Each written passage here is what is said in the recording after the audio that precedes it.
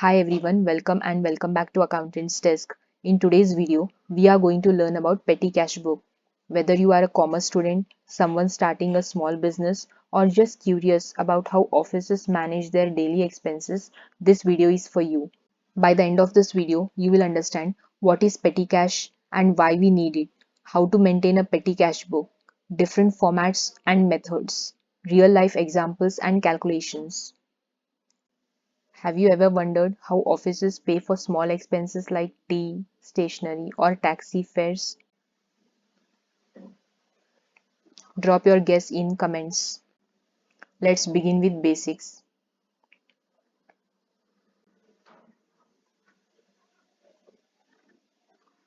What is a petty cash book? Petty means small, and petty cash book for small or daily expenses. Let me start with a simple example that you can relate to. Imagine you are the accountant of the company. The manager needs to pay rupees 50,000 to a supplier. You will write a check, right? But what if the office boy needs rupees 20 for photocopying? Will you write a check for rupees 20? Of course not. It's impractical, time consuming, and expensive. This is where petty cash comes in. Petty cash is a small amount of cash kept in the office to pay for minor or day to day expenses. And a petty cash book is a special book used to record small routine day to day expenses such as postage, stationery, tea or coffee, traveling expenses, etc. Instead of burdening the main cash book with small payments, they are recorded separately and maintained by a petty cashier under the imprest system usually. Examples of petty expenses. Think of small regular office expenses such as tea and refreshment for visitors, stationery items like pens, paper, postage and courier charges, local transportation or taxi fares, minor repair cost, office cleaning supplies, photocopying charges. Petty expenses are usually small amounts, usually under rupees 500 or 1000 per transaction, and they happen on daily basis.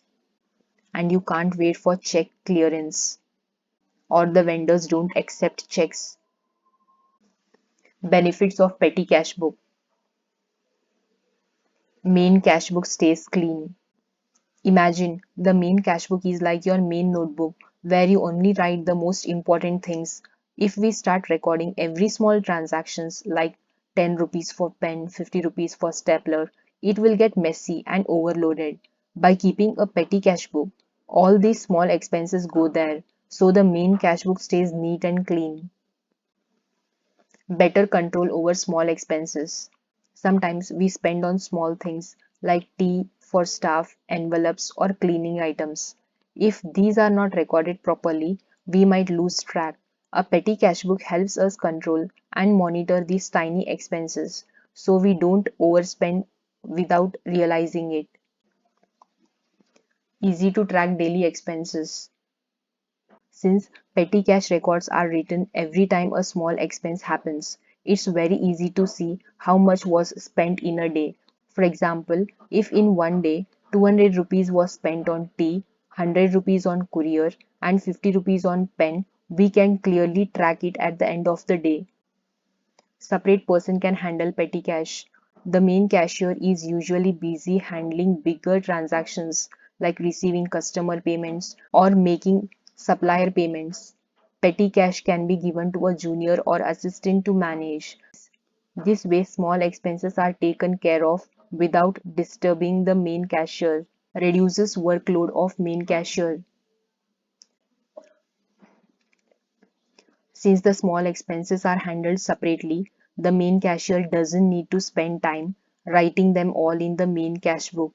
This reduces his workload and allows him to focus on bigger and more important financial transactions. Who handles petty cash? In every organization, there is usually a designated person to handle petty cash. We call them the petty cashier. And the petty cashier receives money, makes payment, maintains record, and submits the accounts to the main cashier, usually weekly or monthly. Types of petty cash book. There are mainly two types of petty cash book: simple petty cash book and analytical petty cash book or columnar petty cash book. Simple petty cash book. Here we just record the expenses in one column. Example, postage expenses or stationery expenses. Usually we record them in one column, one after the other. Analytical petty cash book. Here we divide the expenses in columns like postage in postage expenses column, stationery in stationery expenses column, traveling expenses in traveling expenses column. This way, at the end of each period, we know exactly how much was spent under each head. Format of simple petty cash book: cash received, cash book folio, date, particulars, voucher number, ledger folio, and total payment.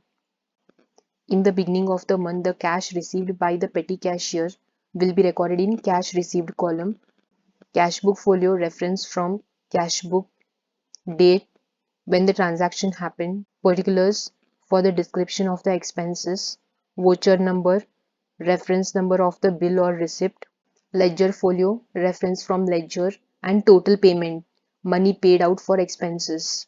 Format of analytical petty cash book. Format of analytical petty cash book: cash received, cash book folio, date, particulars, voucher number, total payments, and analysis of payments. Here you'll record all the payments like postage and telegram, traveling expenses, sundry expenses, and you can add as many expenses as you want. Then ledger folio and ledger. Money received by the petty cashier will be recorded in cash received column, cash book folio reference from cash book, date, when the transaction happened, and particulars description of the expense, and voucher number, reference number of bill or receipt, and total payments, money paid out for expenses. Later, each expense has their columns, and ledger folio, reference from ledger, and ledger to record the expense related to the ledger. Now let's learn how to actually maintain a petty cash book. We'll start with a simple method that most small businesses use. Example, prepare petty cash book from the following transactions. The interest amount is rupees 100, means the petty cashier received 100 rupees for the expenses. Year 2025, on Jan 5th, advertisement expense 10 rupees, Jan 7th, postage expense 7 rupees, Jan 20th, stationery expenses 15 rupees, Jan 23rd, tea expenses 20 rupees, Jan 25th, cartage 30 rupees. Now let's see how we'll record this in simple petty cash book. This is the format of simple petty cash book, that is cash received, cash book folio, date, particulars, voucher number, ledger folio, and total payment. Okay, our first transaction is, first we will record the amount received, that is 100 rupees on 1st Jan. Let's see how we'll record it. On 1st Jan, to cash, because we received cash. We received 100 rupees and we'll record it in cash received column. Next, now we'll record the expenses. Jan 5th, advertisement expenses 10 rupees. Let's see how we'll record it. Jan 5th, buy advertisement because it is expense, and total payments rupees 10 in the total payment column. Next, Jan 7, postage expense 7 rupees. Let's see how we'll record it. Jan 7, buy postage 7 rupees in the total payment column. Next, Jan 20th, stationery 15 rupees. Let's see how we'll record it. On Jan 20th, buy stationery 15 rupees. Jan 23, tea expenses 20 rupees. Let's see how we'll record it. Jan 23, buy tea expenses 20 rupees in the total payment column. Next, Jan 25th, cartage 30 rupees. Jan 25th, buy cartage 30 rupees. Now we have recorded all the expenses from advertisement to cartage. Now let's calculate the total total payment, and the total expenses is 82 rupees in the total payment column. But the petty cashier received 100 on Jan 1st. So the remaining amount is Jan 31st, buy balance carried down 18 rupees. 100 minus 82 is 18 rupees. We have the remaining balance of 18 rupees. And next month on Feb 1st, to balance bought down remaining amount 18 rupees. We will record it in cash received column. The petty cashier will receive the cash for February expenses. That also we will be recording in cash received column. And similarly, we will be recording the expenses for February. This simple method we just learned works fine for small businesses. But what if you want to analyze your expenses better? What if the owner asks, how much did we spend on stationery this month? With the simple method, you would have to go through each entry and add up. That's where the analytical method comes in handy. Instead of just one payment column, we create separate columns for different types of expenses. Now let's see the analytical petty cash book with the help of an example. Prepare petty cash book from the following transactions. The impressed amount is rupees 100. 2025 Jan 4 paid for postage 6 rupees. Jan 7 paid for cleaning 7 rupees. Jan 9 paid for travelling expenses 10 rupees. Jan 14 paid to Sudarshan rupees 12. Now this is the name of a person. It goes to separate account rupees 12. Jan 16 purchased paper 6 rupees. Jan 20th paid for telegram 2 rupees. Jan 24 paid for tea 5 rupees. Jan 27 paid for cartage 14 rupees. Jan 30 paid for stationery 20 rupees. Jan 30 paid for postage stamps 13 rupees. Now let's see how we will record it in analytical petty cash book. This is the format of analytical petty cash book, that is cash received, cash book folio, date, particulars, voucher number, and analysis of payments, that is total payment, postage and telegram, printing and stationery, traveling expenses, cartage and coolie, sundry expenses. You can add or deduct any of the expenses from this analysis of payments as per the expenses, and then ledger folio and ledger account. Now let's see the first transaction. The interest amount is rupees 100, means the petty cashier received 100 rupees for all the expenses. Let's record the 100 rupees that petty cashier has received. First Jan to cash and cash received column rupees 100. Next, now we'll record the expenses. On Jan 4th, paid for postage rupees 6. Let's see how we'll record it. Jan 4 by postage, in total column we will record 6 rupees, and postage is related to postage and telegram column, so we will record it in postage and telegram column rupees 6. Next, Jan 7 paid for cleaning rupees 7. Let's see how we'll record it. Jan 7 by cleaning charges, in total column rupees 7, and cleaning is related to sundry expenses. If it is not related to any of the expenses, then we can put the expenses in sundry expenses. You can take a separate column for cleaning expenses and record the cleaning expenses. Since I have not created a separate column for cleaning expenses, I will be recording it in sundry expenses. Next, Jan 9 paid for traveling rupees 10. Let's see how we'll record it. Jan 9 by traveling expenses rupees 10 in total column as well as traveling expenses column rupees 10. Next, Jan 14 paid to Sudarshan rupees 12.